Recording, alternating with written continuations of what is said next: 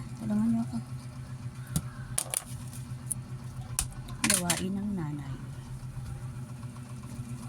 Laba, tiklop.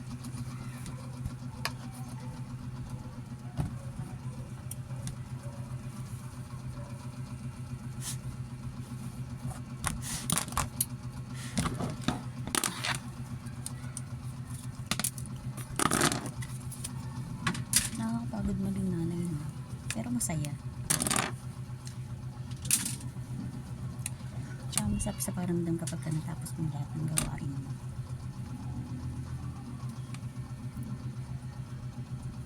Para mamaya, pagkatapos ko magtiklop, cellphone na lang.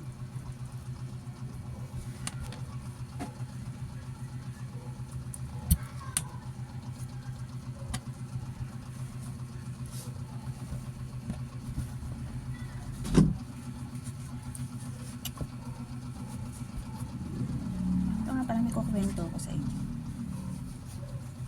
Kada na lang ako may gagawin, may kinukwento ko. Related to dito sa ginagawa ko.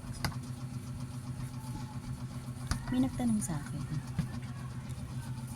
Kahit noon pa may mga nagtatanong na sa akin. Ano daw ginagawa ko dito sa taas? Lumalabas lang ako pag may binibili akong importante. Hindi mo ako makikita sa pathway na nakatambay. Ang pagchismisan, ang gano'n. Kaya nagtataka sila, ba't ako nakakatagal dito sa taas? Unang-una, may internet kami.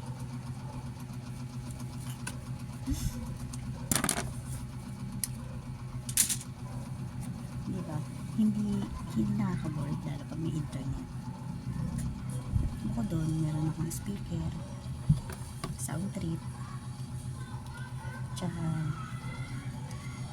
kahit maliit ang bahay namin, ang dami kong ginagawa.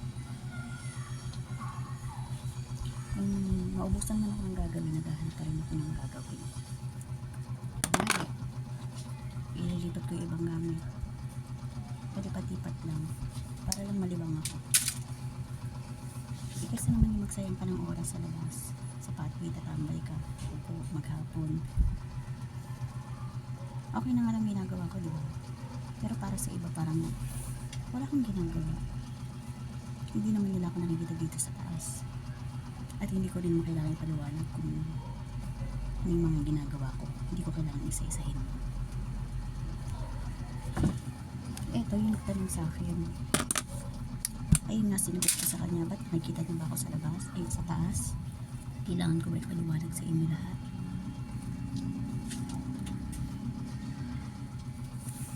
Tapos nung nandito na ako sa bahay, pabalik na ako dito sa bahay, tsaka ko lang naisip na sana pala sinagot ko siya ng ganito. Ano yung ginagawa niyo bilang nanay? Ganun din ako. Baka nga mas grabe pa yung ginagawa ko. Baka hindi niyo pa rin kayanin yung ginagawa ko. Kasi sila, mas lamang silang nang nasa labas eh.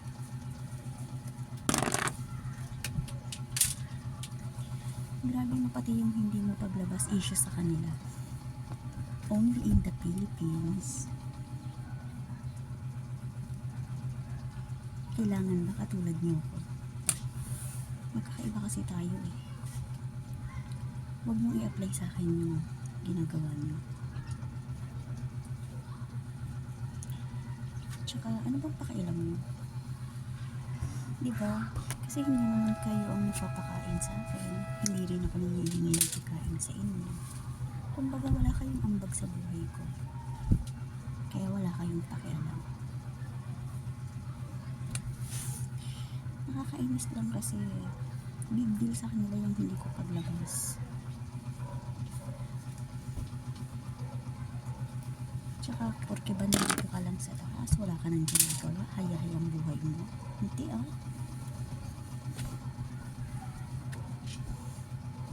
Mas mahirap yung ginagawa namin mga nanay. Nating mga nanay. Kasi halos lahat ng gawaing bahay sa atin eh. Tapos ano, wala naman tayong sahod, diba? Plus yung mag-iisip ka pa ng pang-bills, pambayad mo ng mga bills. Yung pagod na yung katawan mo, tapos pagod pa yung isip mo.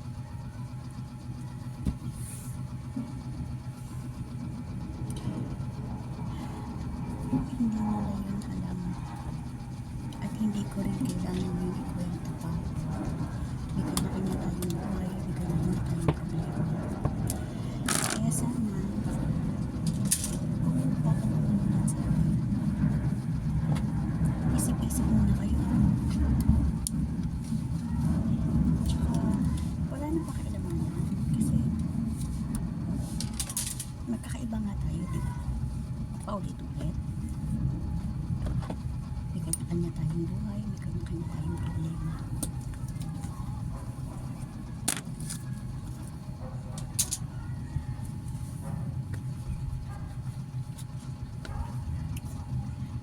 Ako masaya ako sa buhay ko, hindi nga lang halata.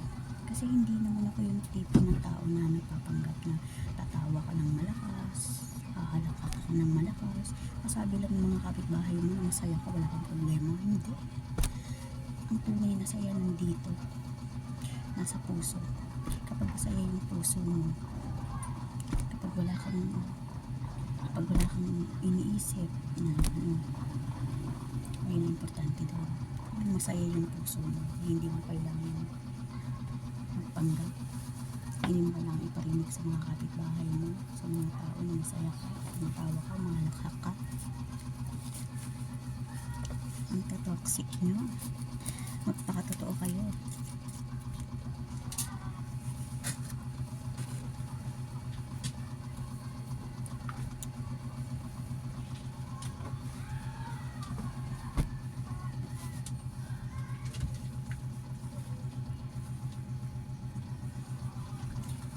Masaya ako ng ganito naman.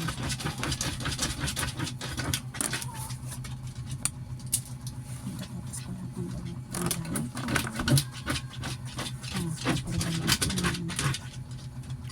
Bayad ng bills.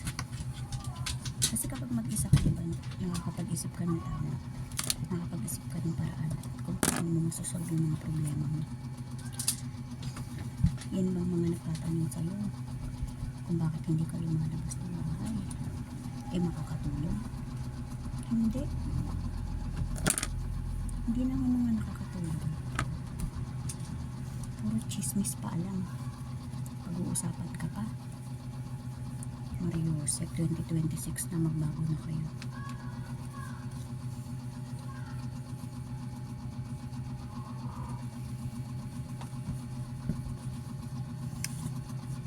Nananahimik ang buhay ko dito eh.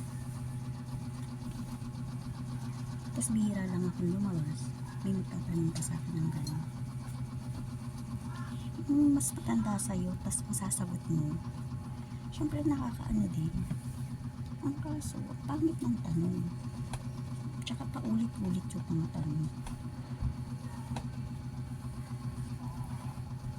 Ako ba nagtanong sa inyo?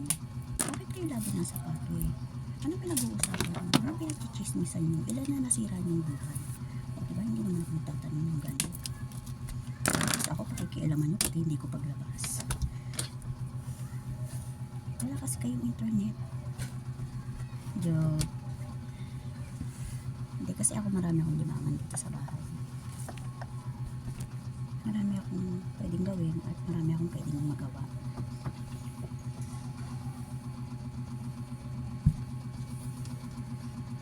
Tsaka self-love na din.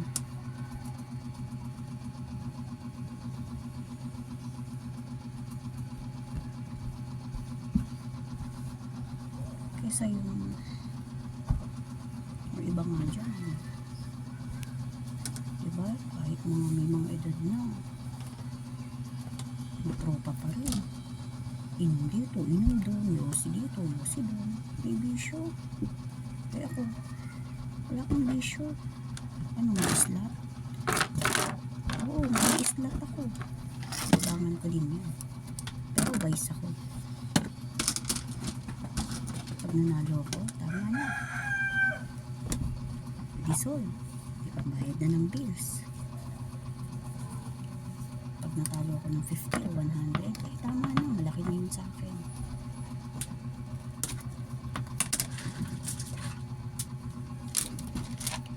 Kaya kayo, focus na lang kayo sa mga buhay-buhay nyo, ha?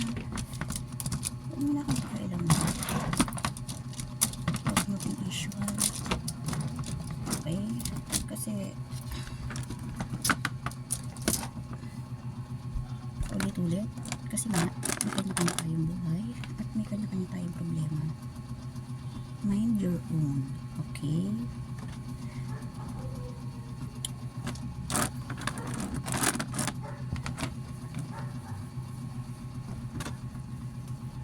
Masaya ako sa sarili kong company.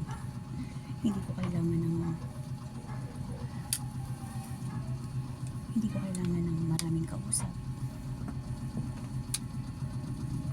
Tapos pagtalikod mo, pag-usapan ka din.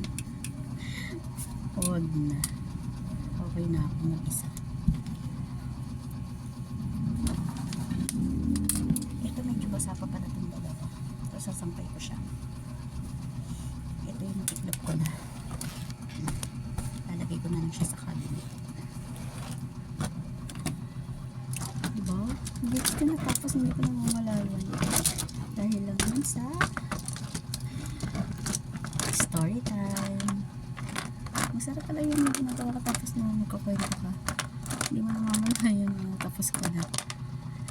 Okay, salamat po sa pakikinig.